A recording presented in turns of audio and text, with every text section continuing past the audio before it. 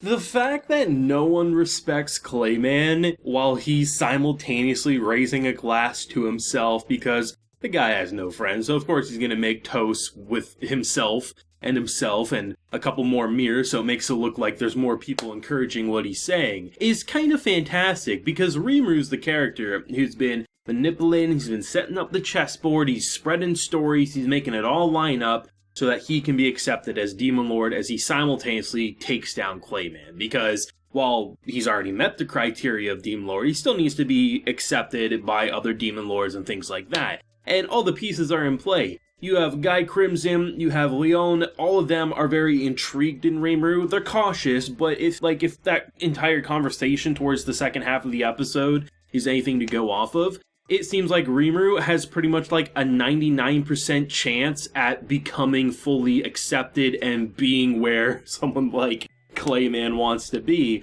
where Clayman has a 0% chance. And the only reason there's like a 1% uncertainty of Rimru being accepted is there's always the chance of a curveball, something going wrong, and maybe the wrong character getting pissed off. But comparing everything that we just saw in this episode, Rimru crushing Clayman in a horrific defeat for him, and being accepted as very powerful being and accepted as a Demon Lord seems all but guaranteed. But the fact that Clayman doesn't see it coming, he's accepting the stories at face value, thinking that he can control Veldora, the fact that everything that should be a red flag for him is very much believed by this bullshit story, as you have characters like Guy and Leon saying, yeah, this is clearly some bullshit, but it's kind of interesting bullshit, isn't it? And it's so interesting because this is an episode that I think definitely was needed because we've had plenty of political setup and diabolical strategizing on Rimru's side. I think the antagonists such as Clayman or even characters such as, different heroes / maybe antagonists depending on the way you want to look at Demon Lords and things like that. I mean,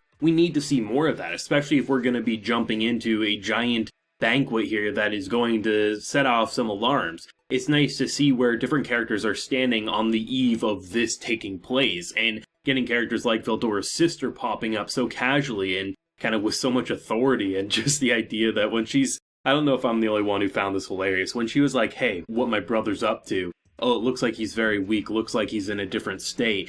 You know damn well he's reading manga when she's looking and trying to sense where he's at, and the fact that he seems so weak despite just clearly just chilling reading probably some shonen battle manga is pretty amazing to me. This episode was great. I'm really glad to see more on Milim's side. I mean, there was definitely some uncertainty on where she was going. I was either thinking it was going to go in that mind control, brainwashing direction, or B, she was playing different sides because the full idea of her betraying Rimru, her bestie, just didn't make sense. And to see just the idea that even a character like Frey, who literally put the necklace on Milim to have Clayman be able to brainwash and control her, the fact of the matter is she had no respect for Clayman and didn't do it to, be horrible to Milim, but more of just keeping a promise that she had to him. And when this man is going so psychotic, he felt like the Green Goblin, just not cool. And he's like literally trying to beat a helpless girl. Like, yes, Milim's one of the most powerful characters in this series, but in that circumstance, she's literally just a frail girl, and the fact that he's like kicking her and just, he's stranger danger. Like, that's the best way to put it. And the fact that no one respects Clayman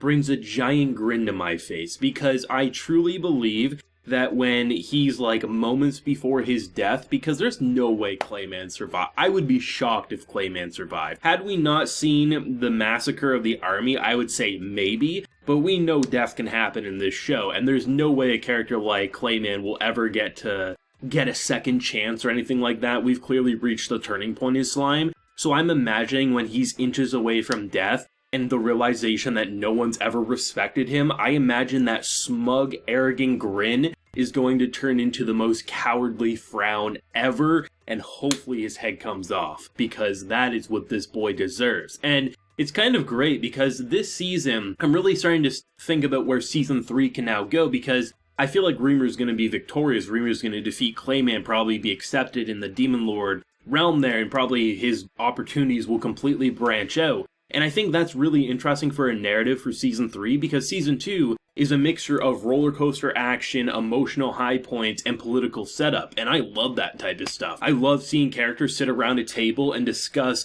how the world is in the palm of their hands, or how they're going to manipulate a chess piece to add more power to their arsenal. So seeing it on a different set of characters like Guy or even Leon, and how they're two very different characters, I think Guy's hilariously awesome. Just the idea that he so casually says, hey, if you don't like my male form, I can transform into something that you like to sleep with. I'm just like, my boy, you have no chill, but I kind of like that about you. Or you just have the kind of cool, calm, and collected, like, hero formula of Leona, which is just so cool. And the fact of the matter that he so casually drops, like, hey, don't cut yourself short, you are powerful. 1 in a million times you probably could kill me. I'm just like, wow, imagine just saying that so casually. It's kind of hilarious. But I just love this episode, and I love that Clayman is so oblivious to how stupid and arrogant he is, but I love that. Like, the fact of the matter is, like, when his lieutenant kind of, like, pops up saying, hey, you know, they're gone, they're here, oh, but here's the story at the very least, and he turns what should be a very big red flag in defeat into, haha, Veldora's gonna be my puppet and Rimuru will be crushed.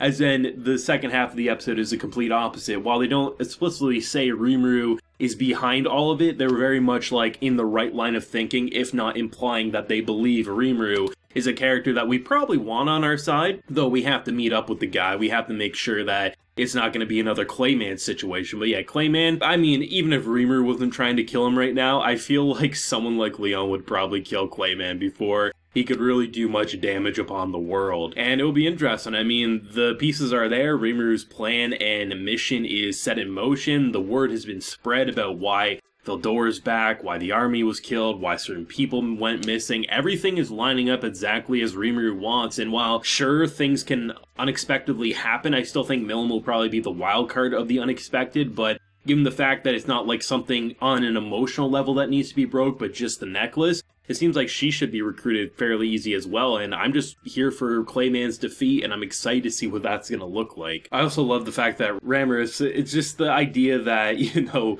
she's someone who I could easily see, like, most of the population would want to, like, throw against a wall or kill just because of, like, the buzzing annoyance. But then you have certain characters like Guy saying, hey, if you kill her, I would have to kill you, and I don't want to do that. And he's just more of, like, speaking out loud just because, obviously, the type of personality she has, you can completely understand that she's constantly insulting. I mean, just look at how she was talking smack about Veldora when she thought Veldora wasn't there. Oh, I could kick his ass. Last time I saw him, I put him in his place. Oh shit, Veldora's here, and she shrunk down and then became the subordinate of Veldora, right? So I just love the idea that such powerful people can talk so much shit about other powerful people, and you don't really know what will happen when they're finally in a room together. In the case of Veldora, when they're in the room together, Veldora's like, hey, I'm gonna read my manga. If you disturb me, I'll kill you. If not, you can read with me. But in the case of, like, Leon, you don't really know, right? Because he doesn't show too much emotion. And that's a really fun wild card to lead up into this banquet that is going to really shake up the world of slime in more ways than one, which is pretty damn fantastic. Let me know your thoughts and feelings on this week's slime episode. Did you like the shift in perspective as much as me? Definitely love finally seeing Clayman, the Milim revelations, and, you know, just a very icy kind of tea party in a certain sense. Just having these two badasses just talk so casually, complete opposite of Clayman's thought process. I found it to be very intriguing, but let me know whatever you're feeling down below. Leave a like if you enjoyed and subscribe if you're new around here. So until next time, everyone, please take care and have a good one.